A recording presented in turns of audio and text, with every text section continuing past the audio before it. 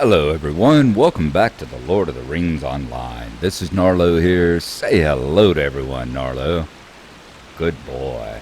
When last we left off, we were over on Caeryg Amroth. We'll be talking to Isuriel, I think her name was.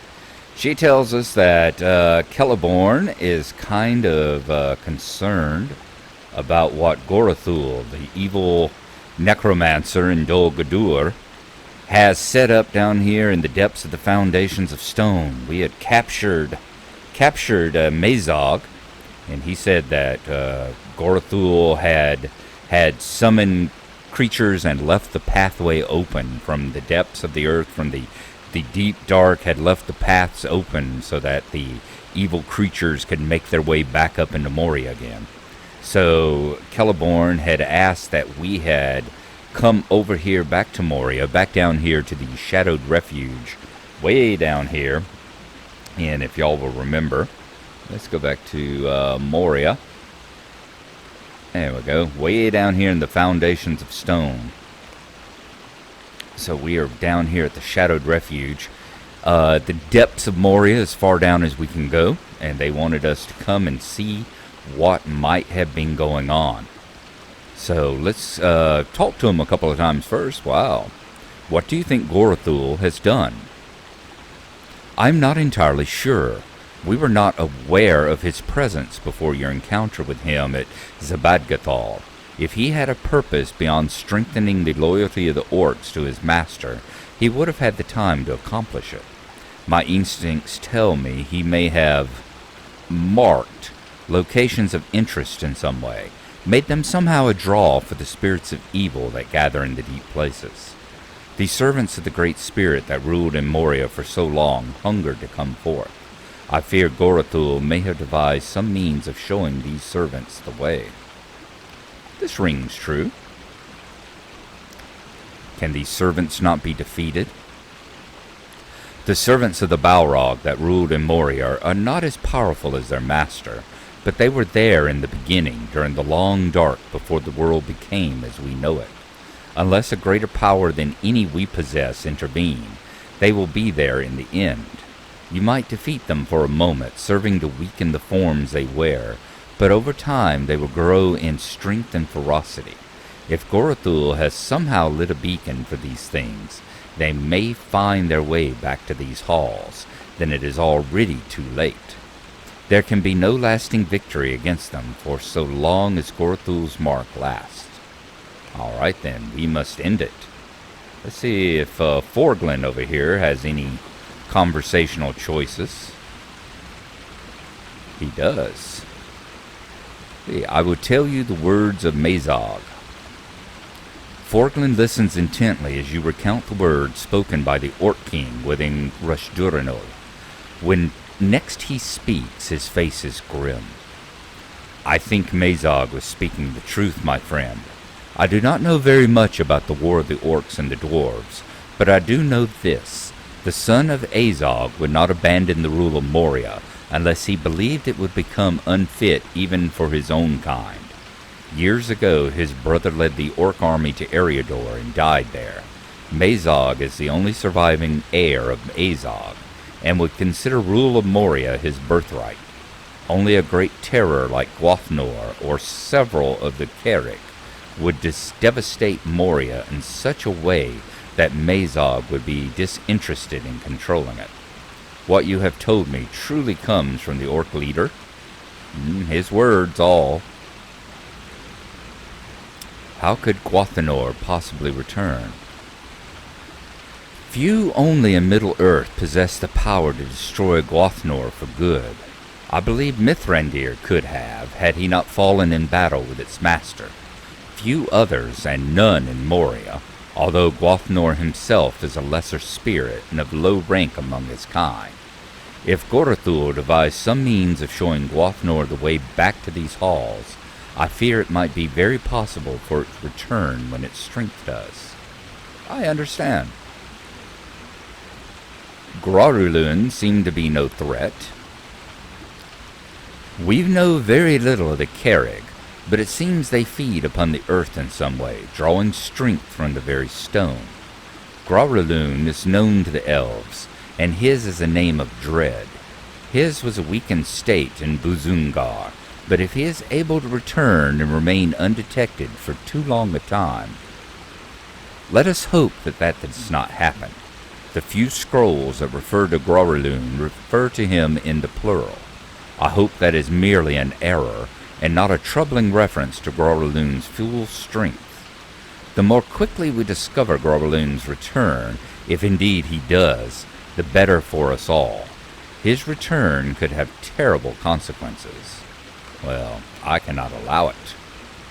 Let us talk to Forglin. Chapter 2, What Gorothul Left Behind. Your words confirm what I have been hearing. Your words confirm what I've been hearing from Lenglamel and Magor, Gnarlo. Gorothul set something in motion before he left for Dol Guldur with the captive dwarves and the mithril axe of the Iron Garrison. Did he work some evil to allow the servants of Shadow and Flame to recover their strength and return to places once thought free of their danger? Possibly. Possibly. Y'all really need to turn off the black lights in here, you know. This purple is getting a little bit annoying. Lenglamel. I share the concerns of Isuriel. There is more to Gorothul's interest than we have uncovered. I will agree. It is good to see you again, Gnarlo, for I share the concerns of Isuriel. There is more to Gorothul's interest in Moria than we have so far uncovered. Great terrors dwell in the deep places, this we know, for you have faced several of them, nameless beasts that fear the light of the sun, but also the servants of the Great Spirit that reigned in Moria and ended the Dwarf Kingdom. The Balrog of Moria now is defeated, but at the cost of Mithrandir's life and the vast extent of his powers. But the servants of the Shadow and Flame were defeated not by the power of Mithrandir, but by your courage and that of your allies. Take no offense at this, Gnarlo, but your abilities do not begin to approach that of the wizard. I fear that your defeat of the servants of Durin's Bane may not have the permanence afforded that of their master's defeat. So we need to go talk to Broin in the Peaceful Path. We shall do that now.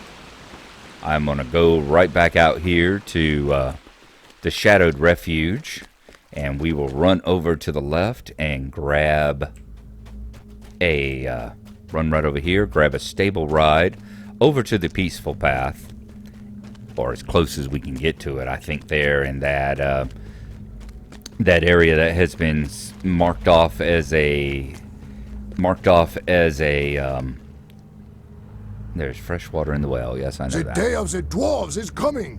The part of it that has been marked off as a garden and a refuge. And when we arrive there and talk to Broin, we will see you again. We arrived in Tharak Bazan and are making our way back over here to the Peaceful Path now. Go in and talk to Broin. See what he's doing ever since we captured Mazog. Is he still chilling out in there and resting on one of the beds? Has he recovered his strength? He seems to have recovered his courage. He did meet us in Rushdurano and join us for the battle against the forces of the Orc King, the son of Bolg. Yep, he seems to be chilling out again. Let's see what he has to say.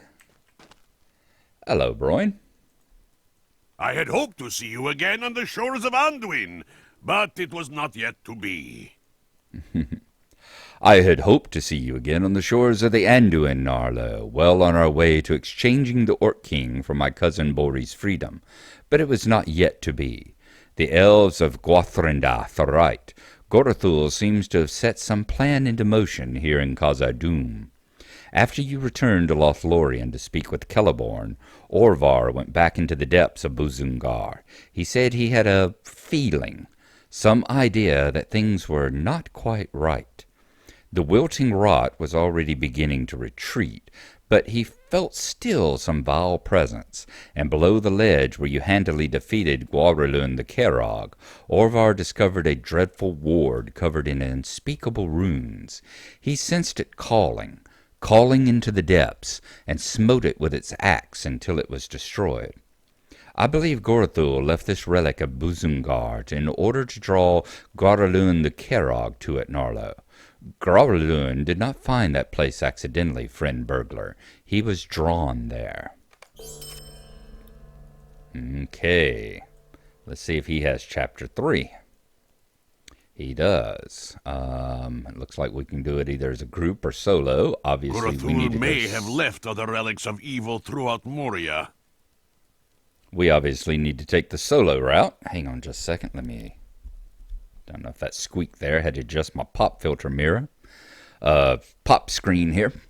Chapter 3, A Relic in Luminar. Lumul sounds like something to do with lights. Yep, mirrored halls of Luminar. Now that Orvar has destroyed the hidden relic Gorothul left in Buzungar, that cave should be free of danger. We need not fear that Garalun or others of his kind will return to that place. But Gorothul may have left other relics of evil throughout Moria. Indeed, I think it likely, and recent reports from our scouts indicated one such location, the mirror halls of Luminar. Merivale have corrupted the mirrors of Luminar that once fed light from the outside into the deep reaches of Khazad-dûm. The light no longer shines. A number of explorers ventured to Luminar to investigate. Few returned, reporting that the Merivale of that place had been given great courage. Their defiance is strong. What else had they been given, I wonder? A relic of Gorothul? The entrance to Luminar is on the side of Zirak-Ziggle, amid the snow. Find the relic inside, if it exists, and destroy it. Bring 1 or 2 allies with you, Gnarlo. So it looks like this was originally 1 or 2 allies. It looks like it was a small fellowship. All right. Cap of Harmony, Helm of Accord, Helm of the Dwaro-Delph. I know Glenorin wore the Helm of the Dwaro-Delph for a very long time. Until the Matham present started coming out. It's a very good one, so I imagine the Cap of Harmony would be pretty gosh darn good as well. Let's see. 175 armor, got some vitality, will, critical rating. It may be come across as worth more, I guess because it has the different sets, that's it. Bet its abilities go up as you complete the set there. Fire mitigation, frost mitigation, the fate.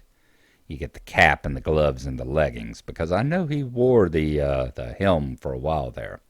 So talk to Broyne and travel to the mirror halls.